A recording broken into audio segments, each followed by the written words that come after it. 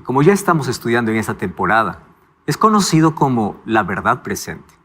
Esta verdad presente necesita ser proclamada para el mundo antes de la venida de Jesús. El primer ángel no solamente muestra el Evangelio eterno, sino que también muestra algunas cosas como imperativos para la humanidad. Teme a Dios, dadle gloria, la hora de su juicio llegó, por eso tienes que adorar a Dios. El segundo ángel continúa su mensaje y dice, ha caído Babilonia. En el capítulo anterior, nosotros ya vimos que la Babilonia imperial tenía un espíritu de arrogancia, un espíritu de falsedad, de imposición y de persecución. Ese espíritu de Babilonia nuevamente se ve reflejado en Apocalipsis. La palabra Babilonia aparece muchas veces en el libro de Apocalipsis, pero ya no hablando de la Babilonia imperial, porque ella fue destruida el 12 de octubre del año 539. Sin embargo, en Apocalipsis aparece una Babilonia mística. ¿Qué significa Babilonia mística? Una Babilonia espiritual, que tiene el mismo espíritu, la misma arrogancia, la misma imposición y persecución. ¿Contra quiénes? Contra un remanente que aparece firme y leal a los principios establecidos por Dios. Ese remanente no tiene un nombre específico. Ese remanente tiene características específicas. Y las características del remanente no es que estos alaban a Dios, porque habrán muchos que alaban a Dios. No es que tienen una Biblia, porque habrá muchos que tienen la Biblia.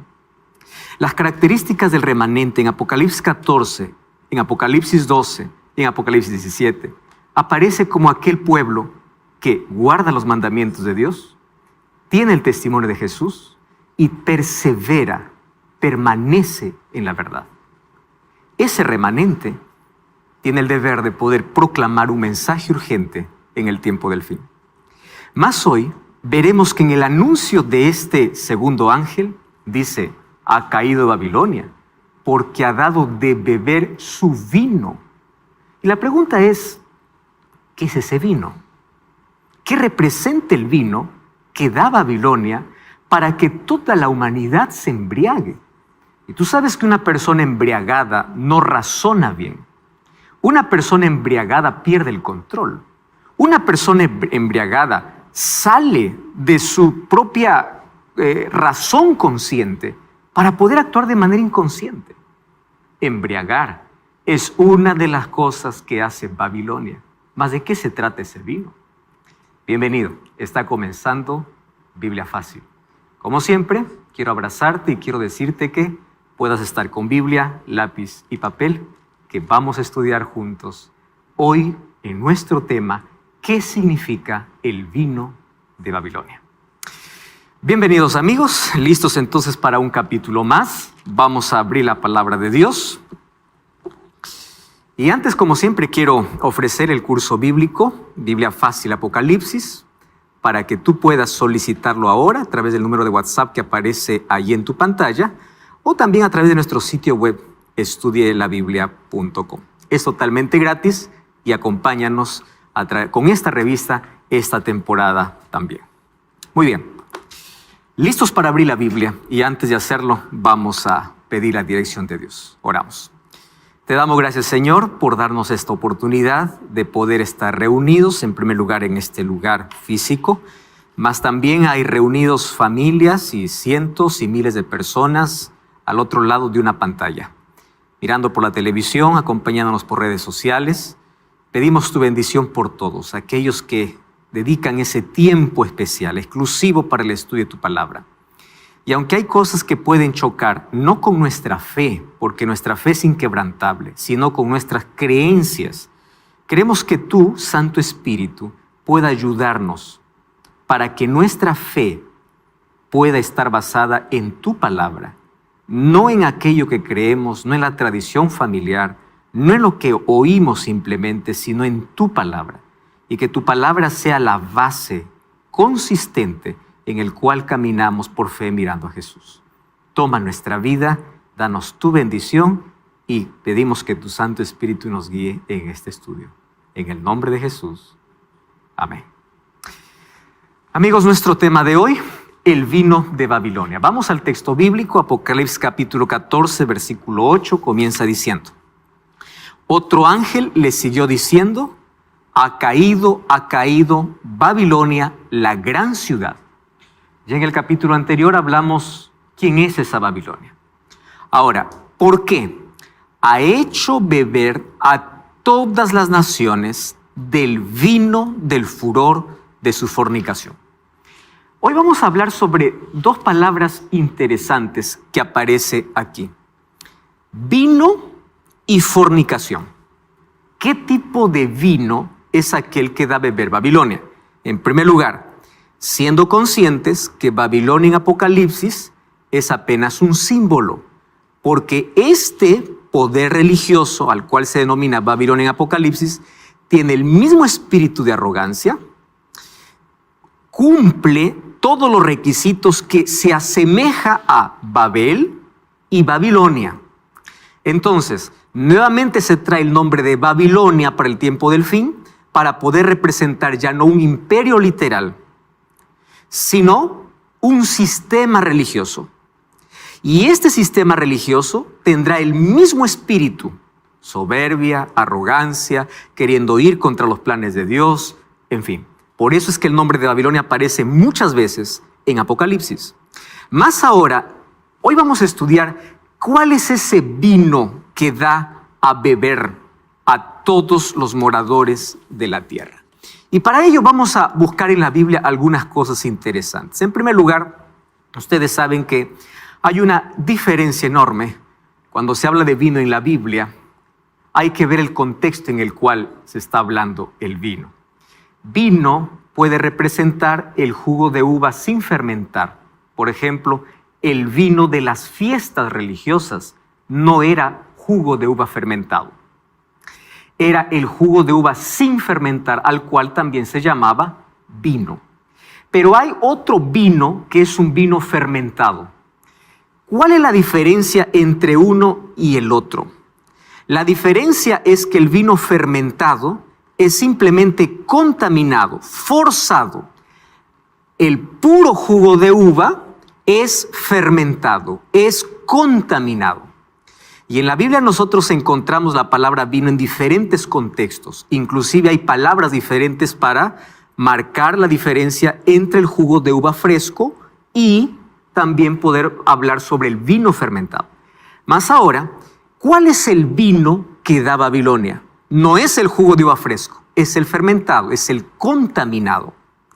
¿Cuál es el vino fresco que la Biblia ofrece? Ustedes recuerdan que Jesús en la última cena con sus discípulos incluso comparó el vino, cuando hablamos del vino es del jugo de uva fresco. En la cena cuando participó dijo: este es el símbolo de mi sangre. Ese símbolo de su sangre representaba que el sacrificio de Jesús, representaba que el evangelio eterno. Y ese evangelio eterno es puro, solo que ese evangelio eterno puro fue contaminado por un falso mensaje. Entonces Babilonia, ¿qué cosa hizo? Tomó el evangelio puro y lo contaminó. A esa contaminación, ¿qué cosa se llama? Vino. Fermentó, lo adulteró, lo contaminó. ¿Y cuál es el vino fresco que presenta Apocalipsis 14? Apocalipsis 14 ya vimos que en el primer mensaje del primer ángel aparece ese evangelio puro. ¿En qué consiste el evangelio puro? Primero, que el evangelio eterno es Jesucristo. Cuando hablamos de Jesucristo ya dijimos que no solamente hablamos de Jesús como Salvador, hablamos de Jesús como Creador, como Salvador, como juez y protector. O sea, Jesucristo no solamente un aspecto, sino completo, la obra completa de Cristo. Número 2, vimos que la doctrina pura significa temer a Dios. Temor significa obedecer. Y la obediencia está relacionada a sus mandamientos. Dar gloria a Dios, ¿qué significa? Reflejar el carácter de Dios. ¿Y el carácter de Dios cuál es? Amor. Glorificar a Dios, ya vimos que es cuidar nuestro cuerpo y nuestra mente. ¿Qué cosa es el vino sin fermentar? Que hay un juicio en el cielo. El tema del juicio es un tema claro, mucho más en Apocalipsis. Y también vimos que en el primer mensaje apunta que debemos guardar el sábado como recordativo de quién es nuestro Creador. Entonces, cuando reconocemos a Jesús como Creador, Salvador, Juez y Protector, vamos a ver una coherencia y el Evangelio eterno completo, no de manera parcial, sino de manera completa. ¿Qué cosa es lo que hace Babilonia? Babilonia fermenta la pureza. ¿Cómo fermenta? La contamina. Y si nosotros vamos un poquito a la historia, vamos a encontrar que en Apocalipsis habla de 7 iglesias y 7 sellos. Y en los 7 sellos aparecen en primer lugar 4 jinetes. El primero puro, color blanco, que salió venciendo y para vencer, representando el primer periodo de la iglesia, que es la iglesia apostólica. Pureza, daban su vida antes de negar su fe. Luego vemos un caballo rojo, que representa las persecuciones. Y las persecuciones eran severas. En el Coliseo Romano, para su inauguración, más de 7,000 cristianos murieron y 5,000 animales. Imagínense, el cristiano era comparado con un animal. Eso era. Ahora, es una etapa de persecuciones, ¿por quién? Por los emperadores. Pero luego cesó la persecución. ¿Saben cuándo cesó la persecución? Recordemos el edicto de Milán. ¿Quién dio el edicto de Milán? Un emperador llamado Constantino. ¿En qué año dio el edicto? En el año 313. ¿Y qué apareció en el año 313? Los cristianos dejaron de ser perseguidos y Constantino contaminó la pureza. Ustedes no más son perseguidos, pero hacen lo que yo quiero. Y Constantino tuvo una falsa conversión. No fue una conversión verdadera, sino fue política. Él dijo, yo me vuelvo cristiano. Él incluso se bautizó. Él se bautizó al cristianismo. Y él obligó de que la religión oficial del imperio era el cristianismo. Ahora imagínense, de perseguidos a tener poder. Mas, ¿qué sucedió? A partir del año 313 comienza una serie de cosas a infiltrarse dentro de la iglesia. Ahí vemos el año 321, que lo vamos a ver de aquí a poco, qué cosa pasó. Vemos tradiciones y costumbres paganas, y ahí vemos el tercer caballo, el tercer sello, negro, oscuridad. Y ahí aparece la verdad pura, contaminada. Mas en ese proceso donde la verdad que los apóstoles predicaron se contaminó, Dios a través del tiempo siempre tuvo un remanente fiel. ¿Qué es el remanente fiel? Aquel que prefería obedecer a Dios antes que poderes políticos o religiosos. Ahora, fíjense, esta Babilonia fermentó, contaminó la pureza con falsas doctrinas. Esta Babilonia, en el libro de Apocalipsis 17, ya vimos en el capítulo anterior también, habla acerca de un asunto interesante. Dice así, la mujer estaba vestida de púrpura y escarlata. ¿Recuerdan que en Apocalipsis 17 aparece otra mujer? En Apocalipsis 12 aparece una mujer vestida de sol. En Apocalipsis 17 aparece otra mujer vestida de escarlata. Si la mujer de Apocalipsis 12 representa una iglesia, la mujer de Apocalipsis 17 representa otra iglesia. Solo que fíjense aquí, una está vestida de sol, Cristo, y la otra está vestida de escarlata. Y ahí nosotros vimos que esta mujer está sentada sobre pueblos, sobre poderes políticos. Y en su mano, ¿qué cosa tenía? La sangre ¿de quién? De los mártires. Eso es lo que leímos en Apocalipsis 17. Pero un detalle más. Dice que esta mujer es rica porque está vestida de púrpura, adornada de oro, de piedras preciosas, de perlas, y tenía en la mano no solamente sangre, porque ahí podemos ver en el contexto que primero dice que tenía sangre, ahora dice que tenía en la mano un cáliz de oro lleno de abominaciones y de la inmundicia de su fornicación. Fíjense ahora la comparación. En el libro de Apocalipsis capítulo 14 dice que Babilonia tiene vino. En Apocalipsis 17 dice que esta mujer tenía un nombre escrito. Es el texto que leímos, ¿no? ¿Qué cosa decía? Babilonia la Grande. O sea, es el mismo poder de Apocalipsis capítulo 17.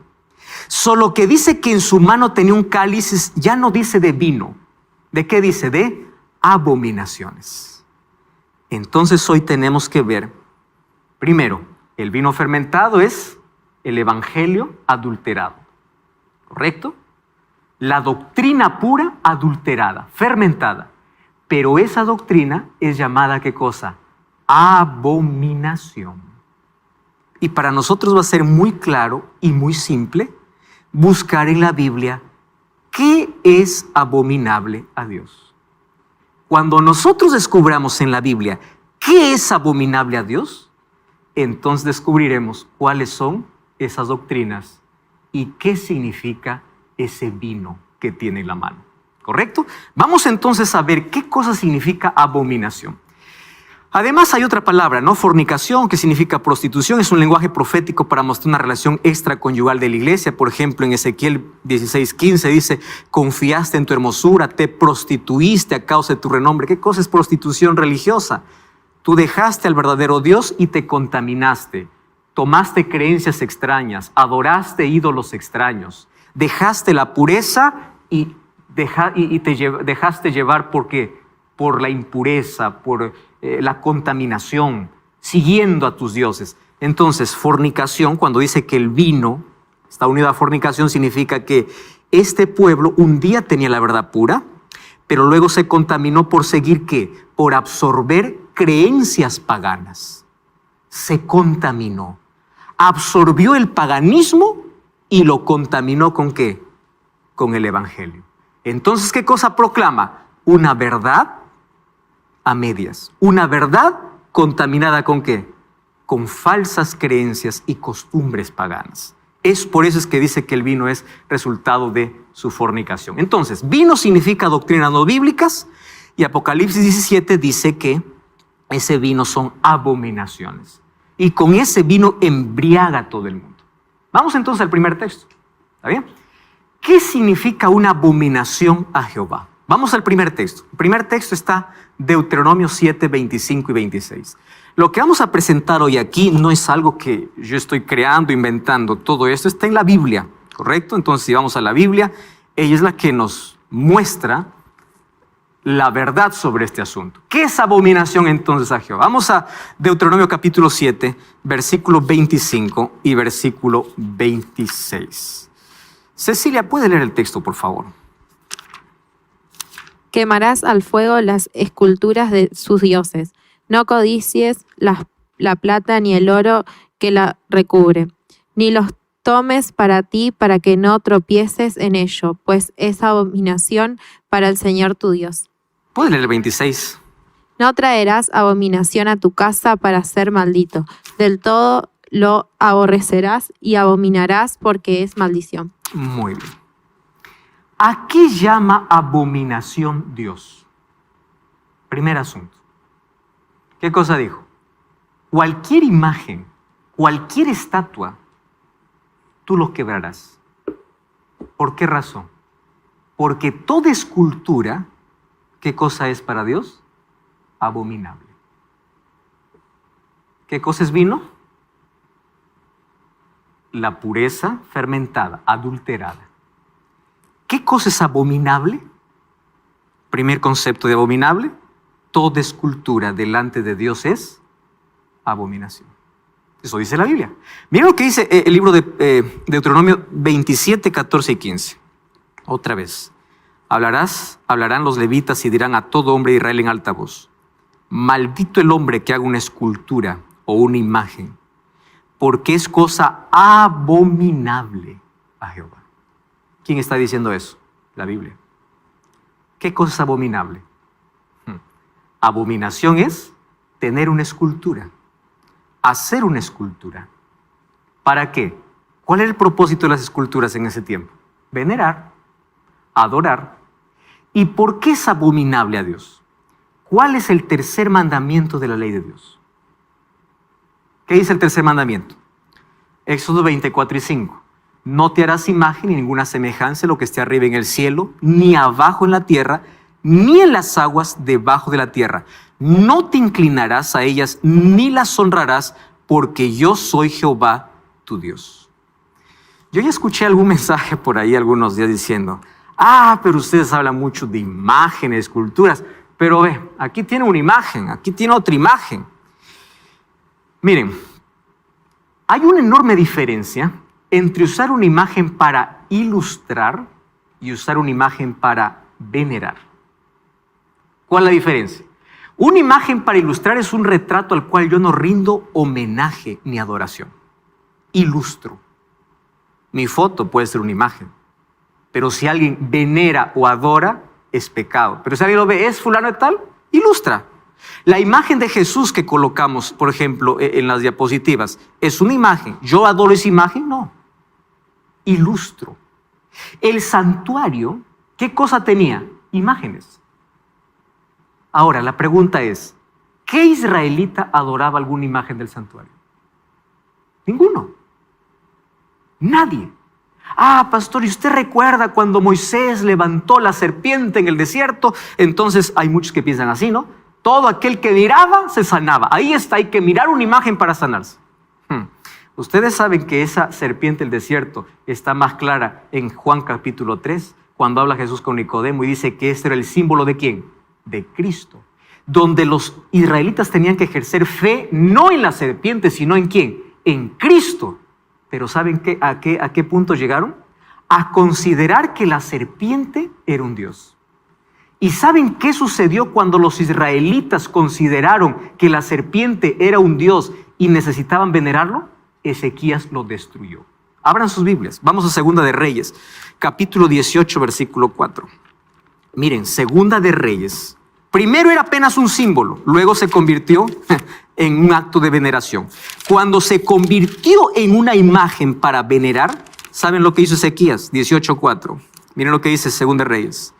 Quitó los lugares altos, quebró las imágenes, rompió los símbolos de acera e hizo pedazos. ¿A qué hizo pedazos? La serpiente de bronce que había hecho Moisés. ¿Por qué lo quebró?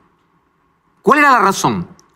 Porque entonces, hasta ese entonces, los hijos de Israel le quemaban incienso. Qué interesante, ¿no? Entonces, cuando una imagen que es un símbolo ya se convierte en un acto de veneración, es abominable. Y cuando se convierte abominable, hay que hacerlo pedazos. Eso es lo que dice aquí la Escritura. Omar. Sí, el propio Jesús en el Evangelio de Juan dice que Dios es espíritu y los verdaderos adoradores precisan adorarlo en espíritu y en verdad. Amén. Así es. Entonces las esculturas, no, pero representa a fulano y yo solamente lo venero. A ver, ¿recuerdan ustedes Apocalipsis 19:10? Allí Juan está frente al ángel y Juan se arrodilla. El ángel le dice, no lo hagas. Un ángel no quiere que alguien se arrodille. Un ángel. ¿Cuánto más allí un pecador, claro, finalmente salvo por la gracia del Señor? Entonces esas imágenes que representan San Pedro, San Pablo, todos ellos héroes de la fe, el padre de la fe, todos ellos pudieron darnos el mayor legado, el mayor ejemplo, mas ninguna escultura, aunque represente, no, pero este representa a Jesús. La serpiente, ¿a quién representaba? A Cristo. Pero cuando la serpiente se convirtió en un acto de veneración, aunque representaba a Cristo, tuvo que ser, ¿qué cosa? Destruida. Entonces, abominación, ¿qué cosa abominable? Según el primer texto, esculturas. Deuteronomio 18, 9 al 12.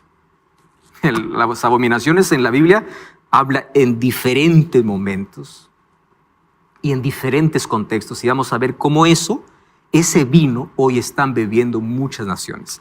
Vamos a la segunda abominación. Deuteronomio 18, 9 al 12. Dice así. No sea hallado en ti quien haga pasar a su hijo o a su hija por fuego, ni quien practique adivinación, ni agorero, ni sortilejo, ni hechicero, ni encantador, ni adivino, ni mago, ni quien consulte a los muertos, porque es, ¿qué cosa dice el texto? Abominación a Jehová. Aquí está hablando de manera general sobre prácticas ocultistas. Aquí está hablando de espiritismo. literalmente. Solo que aquí hay un detalle interesante. ¿Cuál es la base del espiritismo en sí? El espiritismo es un asunto que está envuelto ahora en todo, desde las películas, la música, donde habla mucho acerca del contacto con otros espíritus, ¿no? Pero ¿de dónde nace esa idea de espíritus? De un concepto abominable. ¿Saben cuál es ese concepto? Inmortalidad del alma. ¿Qué significa inmortalidad del alma? Yo me puedo comunicar con un muerto porque yo creo que todavía sigue vivo, una parte de él. ¿Qué parte de él? No sé, algo. ¿Qué algo? ¿Su alma? ¿Su espíritu? Porque la Biblia habla de alma, la Biblia habla de espíritu. Pero un momento allí. ¿Qué significa alma? ¿Qué significa espíritu? ¿Por qué esto es abominable a Jehová? Entonces vamos a una brevísima pausa, no cambies el canal y ya estamos de regreso, aquí en Biblia Fácil. El Catecismo de la Iglesia Católica, del texto latino oficial de 1997, dice así, ojo lo que dice. ¿Cuál es el séptimo día? El sábado. ¿Por qué observamos el domingo en lugar del sábado? Y a mí una de las cosas que me encanta es la sinceridad. Y dice así, porque la Iglesia Católica transfirió. No es la Biblia, no son los apóstoles. Dice, la Iglesia Católica transfirió la solemnidad del sábado al domingo. Miren, la Iglesia Católica, por más de 1000 años de existencia de un protestante, miren lo que se dice, por virtud de su divina misión, cambió el día de reposo.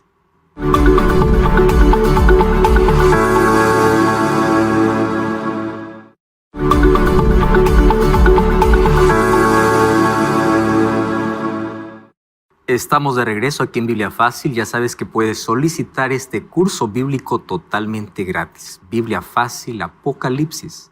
Lo que tienes que hacer es enviarnos un mensaje a este número de WhatsApp que aparece en tu pantalla o también ingresar a nuestro sitio web estudielabiblia.com. Allí tú vas a disfrutar de este y otros materiales que sin duda van a enriquecer grandemente tu vida. Solicítalo ahora mismo, es totalmente gratis. Muy bien, estamos hablando sobre el vino de Babilonia. Un vino que embriaga, que oscurece la mente. Un vino que confunde. Recordemos que Babilonia, confunde. Ahora, la segunda cosa al cual Dios llama abominable es hechicería, encantamiento, adivinación, arte de magia o mirar el horóscopo, ver los astros y todo eso. Mas detrás de todo eso hay una creencia popular que hoy está minando todos los aspectos de la vida. Películas, libros, aparecen también música, en fin, todo hablando sobre el contacto de un ser humano en la tierra para poder conversar, dialogar o tener contacto con alguien que ya murió. Y ya escuché tantas historias yo escuché la voz de mi abuelo, falleció hace 20 años, yo sentí la presencia de mi padre, ¿no? Y todas aquellas apariciones extrañas. Sin embargo, detrás de todo eso hay una creencia. ¿Cuál es la creencia? El ser humano cuando muere, no muere de verdad. La creencia es que cuando el ser humano muere, algo sale. Yo les quiero decir una cosa, este tema lo vamos a volver a tocar con un poquito más de detalle en una próxima lección. Pero ahora vamos a tocarlo así, no de manera superficial, de manera bíblica, cómo esto es una abominación a Jehová e inclusive hay muchos cristianos que creen eso. Les voy a poner aquí algunos ejemplos. En primer lugar, quiero decirles de dónde viene esta creencia. Ustedes saben que las culturas más antiguas proclamaban la inmortalidad. Por ejemplo, los antiguos egipcios creían que el espíritu de la persona continuaba viviendo después de la muerte, teniendo los mismos gustos, las mismas necesidades. Por eso es que cuando alguien moría, inclusive los faraones mandaban a hacer sus pirámides. ¿Para qué? Para que ellos se enterrasen con sus alimentos o su dinero. ¿Por qué? Porque para ellos había vida Ellos no morían, su espíritu salía, su alma salía. Y ellos necesitaban alimentos, necesitaban otras cosas, por eso se enterraban con todas sus cosas. ¿Esto es bíblico? No, esto era pagano. Miren cómo Babilonia tomó creencias paganas y lo colocó dentro de su evangelio. Ahora, fíjense y presten atención a este asunto interesante. ¿Ustedes no vieron hoy miles de personas llevando a los cementerios comida a sus difuntos? Flores a sus difuntos. ¿Por qué? Porque me está viendo. ¿De dónde? Ahora, esta creencia se basa en una interpretación equivocada de una palabra, la palabra alma. Ustedes saben que la palabra alma aparece varias veces en la Biblia. Solo que tenemos un problema. El problema es que cuando se traduce de un idioma a otro, puedes tú entender en tu contexto esa palabra de acuerdo a tu cultura. Por eso es que nosotros necesitamos una lectura más profunda de la Biblia. La palabra alma, ¿cuál era el pensamiento, la idea de la palabra alma para el texto bíblico? ¿Y cuál es el concepto de la palabra alma para nuestra cultura occidental? Es totalmente diferente. Un ejemplo práctico: exquisito es una palabra que se usa en español y en portugués. En español significa delicioso y sabroso. En portugués significa horrible, extraño. La misma palabra. Lo lee un brasilero, dice que feo. Lo lee un hispano, dice que rico. ¿Se dan cuenta que nosotros para leer la Biblia, algunas palabras necesitamos también ir al idioma original? La palabra alma en el Antiguo Testamento es la palabra nefesh. ¿Y ustedes saben qué significa nefesh? Nefesh tiene 3 significados. Nefesh significa vida, nefesh significa persona o nefesh significa mente. Por eso es que en la Biblia encontramos que Dios os santifique cuerpo, alma y espíritu. No es que alma es algo separado, ahí está hablando de la mente. Y cuando habla del espíritu, eso es interesante porque ahora vamos a tocar el tema del espíritu. Hay varios textos en la Biblia, dice, se le salió el alma. ¿En qué contexto dice? La vida. Porque ¿qué cosa significa alma? Vida, persona. ¿Qué cosa significa alma? Nefesh no es la palabra alma como los griegos nos colocaron el concepto para nosotros. ¿Cuál es el concepto griego de alma? El concepto griego de alma es que el alma es algo independiente del cuerpo. O sea, yo tengo un cuerpo y tengo una alma aparte. La Biblia me enseña así, que el ser humano no tiene un alma, el ser humano es un alma. ¿Y qué cosa es un alma? Un alma es un ser completo. Completo. Ahora, fíjense aquí, cuando Jesús dice, no temáis a los que matan el cuerpo, sino a aquel que puede destruir el alma, ¿qué cosa está diciendo Jesús? No teman si un día sufren la muerte. Teman a aquel que puede quitarles la vida, porque alma, ¿qué cosa significa? Persona, vida o qué más? Mente. Cuando nosotros leemos dentro de ese contexto, tanto nefesh en el Antiguo Testamento, psique en el Nuevo Testamento, que significa alma, se nos quitan todas las dudas. ¿Qué cosa dice Génesis 2:7? Jehová Dios formó al hombre del polvo de la tierra, sopló en su nariz aliento de vida y fue el hombre. Hay 2 traducciones. En una traducción dice un ser viviente y otra traducción dice un alma viviente. ¿Qué cosa es un alma? Polvo de la tierra más soplo de vida. Entonces, la palabra nefesh, vida, persona, ser vivo. La palabra, Eclesiastés 12:7 dice, cuando uno muere, el cuerpo va a la tierra y el espíritu vuelve a Dios. La palabra espíritu es la palabra ruaj. ¿Qué significa ruaj? Soplo. ¿Qué cosa vuelve a Dios? El soplo, que representa la vida. Pero el cuerpo, ¿dónde descansa? En la tierra. Ahora, yo les voy a dar aquí algunos ejemplos. Para comenzar, el ser humano no tiene un alma, sino que es un alma. ¿Dónde comenzó esta creencia? En el jardín del Edén, en Génesis 2:17, Dios le dice a Adán y Eva, el día que comieres del fruto vas a morir. Nosotros sabemos que no hubo una muerte en ese día, sino que hubo una muerte sustitutoria. Pero finalmente terminaron muriendo. La muerte era una realidad como consecuencia del pecado. Vino Satanás. ¿Cuál fue la propuesta del diablo? Coman que ustedes no morirán. ¿Qué significa no morirá? Desobedece, haz lo que quiere. Finalmente, la muerte puede ser apenas un paso a otra esfera.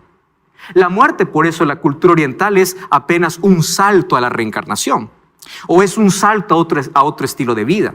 O para el mundo cristiano en su mayoría, la muerte es apenas donde vas a disfrutar de la gloria o vas al infierno. ¿Entienden? Ese es el concepto de dónde, que viene del jardín del Edén, no dado por Dios. Ustedes no morirán, absolutamente. Ahora, esa inmortalidad del alma, ¿saben por quién fue estructurado de manera inteligente? Por los griegos. Los griegos dieron un toque filosófico y lo pasaron a todas las generaciones. Saben que es interesante que podamos leer este libro, es popular, de Platón, La República. En este libro de La República, Platón cuenta la leyenda de Er. Y la leyenda de Er habla de un soldado que durante 10 días en la guerra, su cuerpo, aunque supuestamente estaba muerto, su cuerpo no entró en estado de descomposición. Y luego dice que este soldado contó de que él vio el paraíso y el infierno. Y comenta tantos detalles. Ojo, esto era apenas una leyenda, no era una realidad. Pero a partir de allí nace un concepto dualista. Cada persona cuando muere, el espíritu se liberta del cuerpo porque el cuerpo es la prisión del alma. Entonces no importa lo que pase con tu cuerpo, lo importante es tu alma. Y ahora fíjense lo que pasa.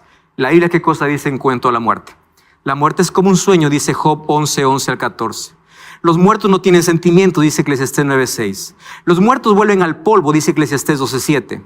No realizan ninguna obra, dice Eclesiastés 9:10. No alaban. Si es que algo fuera al cielo, el cielo es un lugar de adoración. Entonces estuviera alabando, pero dice que los muertos no alaban. Salmo 115:17. No tienen conciencia, dice Eclesiastés 9:5 y 6. No piensan, dice Salmo 146:4. No intervienen en nada, dice Job 7:9 y 10 y 14:12. No están en el cielo. Cuando Jesús resucitó a Lázaro, no le dijo baja o sube, le dijo sal. ¿Dónde estaba Lázaro? En la sepultura. La resurrección de Cristo, cuando venga por segunda vez, tiene sentido porque los muertos, ¿dónde están? En la sepultura. Entonces, la sesión espiritista, ¿qué cosa dice? Hay algo que salió del cuerpo y tú puedes comunicarte con él. Esa doctrina de inmortalidad del alma es lo que permea en muchas creencias. ¿De dónde fue tomada? De las culturas antiguas y paganas. Ahora, fíjense, ¿qué sentido tiene la resurrección si cuando uno ya muere, el alma ya se va al cielo o el alma ya se pone en sufrimiento? ¿Para qué la resurrección? ¿Qué sentido tiene la recompensa? ¿Recuerdan ustedes, Pablo, cuando dice en 1 Tesalonicenses que los muertos resucitarán y nosotros, dice, los que vivimos, nos uniremos a él? ¿Para qué? Para recibir al Señor en el aire. Por eso es que la Biblia llama a la muerte como un sueño. Jesús mismo lo llamó como un estado de inconsciencia. El ser humano paralizó sus obras, no se comunica con nadie, no conversa con nadie, no aparece a nadie, porque no hay nada que salió. El espíritu, el soplo de vida, volvió a Dios. Esto lo vamos a profundizar mejor en otro tema, porque apenas estoy colocándolo como abominación. Sin embargo, quiero que podamos saber de que parte del vino que es abominable, ¿qué cosa es? Esa doctrina. ¿Cuál es otra cosa a lo cual llama abominación la Biblia? Proverbio 28:9 dice así: el que aparta su oído para no oír la ley, su oración también es abominable. Este es uno de los textos más complejos del Antiguo Testamento. Más complejos. ¿Y por qué razón? Porque allí nos dice que solo su oración es abominable. Su oración también. ¿Saben qué significa también? Todo lo que se hace, aún en el nombre de Dios, dice así: si tú apartas tu oído para no escucharme, para no oírme, hasta tu oración es. Esto no significa que una persona que no conoce la verdad, Dios no lo escucha. Dios escucha toda oración. Esto es un acto de rebeldía. Tú sabes la verdad, tú conoces la verdad, y tú vienes solamente como si yo fuera un banco cada vez que necesitas dinero, como si fuera un bombero cada vez que hay un incendio, como si fuera solo médico cada vez que estás enfermo, pero a mí no me escuchas. Haces tu propia vía, tu propio camino. Y aquí Proverbio dice, hasta su oración es abominable. Este desprecio a la ley de Dios tiene que ver con obediencia a su ley. ¿A qué llama más abominable la Biblia? Miren Ezequiel 8, 16 y 17. me llevó al atrio de adentro de la casa de Jehová. Presten atención a este texto.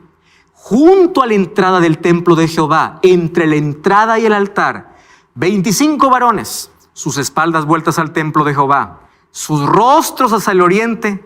¿Qué cosa dice? ¿Adoraban a quién? Al sol. Presten atención. Postrándose hacia el oriente. Y me dijo, ¿no has visto, hijo de hombre? Es cosa liviana para la casa de Jehová hacer las abominaciones. Miren, todos los textos que estoy presentando, estoy hablando en el contexto de abominación. Porque dice que el vino de Babilonia, ¿qué cosa contiene? Abominaciones. ¿Qué cosa es abominación? No respetar la ley de Dios, creer en una inmortalidad del alma, porque la inmortalidad será cuando Cristo regrese. Ahí seremos inmortales. La inmortalidad es condicional. Número 3, ¿qué cosa es? Fabricar esculturas es abominable. ¿Y qué cosa es abominable? Adorar al sol. Y uno puede decir, ¿pero esto qué tiene que ver con el cristianismo? Ustedes saben que esta fue la primera práctica introducida por Constantino en el año 321. ¿Ustedes saben quién era Constantino? Constantino era mitraísta. Y el mitraísmo adoraba directamente al sol. El sol era su dios. ¿Y qué prácticas introdujo en el cristianismo? 7 de marzo del año 321, según el Codex Justinianus, libro 3, dice así: deben los magistrados y las personas residentes en las ciudades reposar, y todos los talleres deben cerrar en el venerable día del sol. ¿En qué año cesaron las persecuciones? 313. ¿En qué año se dio el primer decreto imperial sobre un reposo alterno al día sábado? 7 de marzo del año 321. Pero esto no es un invento de alguien. Miren lo que dice, esto es un libro, El Mitraísmo, página 3. El primer día de cada semana, domingo, escuchen aquí, fue consagrado a Mitra desde tiempos remotos, según afirman varios autores, porque el sol era Dios, el Señor por excelencia. El domingo fue llamado el día del Señor, como fue llamado más tarde por el cristianismo. ¿Dónde se originó todo? En el paganismo. Así como la inmortalidad del alma vino de una cultura pagana, así como las esculturas vino de una cultura pagana. ¿Recuerdan ustedes qué cosa es el vino? La verdad adulterada. Absorbió todo el paganismo y lo colocó dentro ¿de qué? Del cristianismo. Eso es lo que hace Babilonia. Una confusión, una mezcla de paganismo, cristianismo, filosofía y todo eso. Ahora, otra cosa. Historia de la religión y de la iglesia cristiana, página 86, dice así. Este es un libro de historia. La festividad del domingo, como todas las otras festividades, era solo una ordenanza humana y estaba lejos de la intención de los apóstoles establecer un mandamiento divino al respecto. No era la intención ni de ellos, ni de la iglesia apostólica primitiva, transferir la ley del sábado para el domingo. Ahora, aquí viene un asunto más interesante. El decreto imperial, que fue en el año 321, ¿saben qué pasó en el siglo IV?